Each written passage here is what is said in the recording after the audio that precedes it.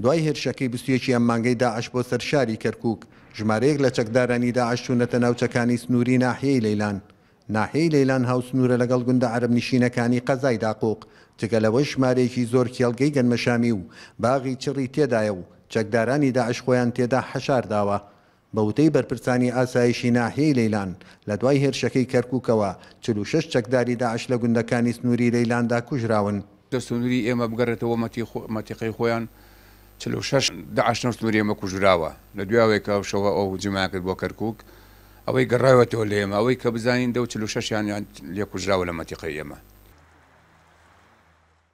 ئاسایشی کەرکووک هۆشداری داوەتە هاوڵاتیان لە بینینی هەر جموجۆڵێکی نەئاساییدا دەست بەجێ ئاگاداریان بکەنەوە.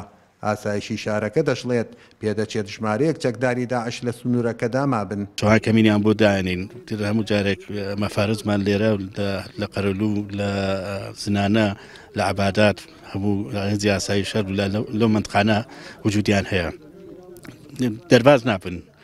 تا ئێستاگەش قەناعەتمێ کە هەنەنا ئەو ڤینە ماوەتەوە ئەمڕۆژ بەواچێ بە جۆرەی معلوماتەکان و بە جۆرەی ئەو کارمەدانی خۆمان یەکێک کوژرابن ناو ئەم زوڕاتەیە.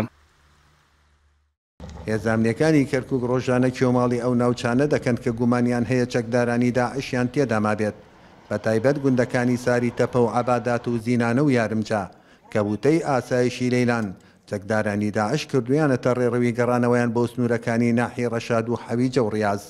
ناحی لەیلان دەکەوێتە باشووری ڕۆژهەڵاتی کەرکووک و 20 گوند لەخۆ دەگرێت و کورد و عەرەب و تورکمانی تێدا دەژین و ژمارەی دانیشتوانەکەی نزیکەی 16,000 کەس دەبێت. سیروان ئەنوەر NRT کەرکووک.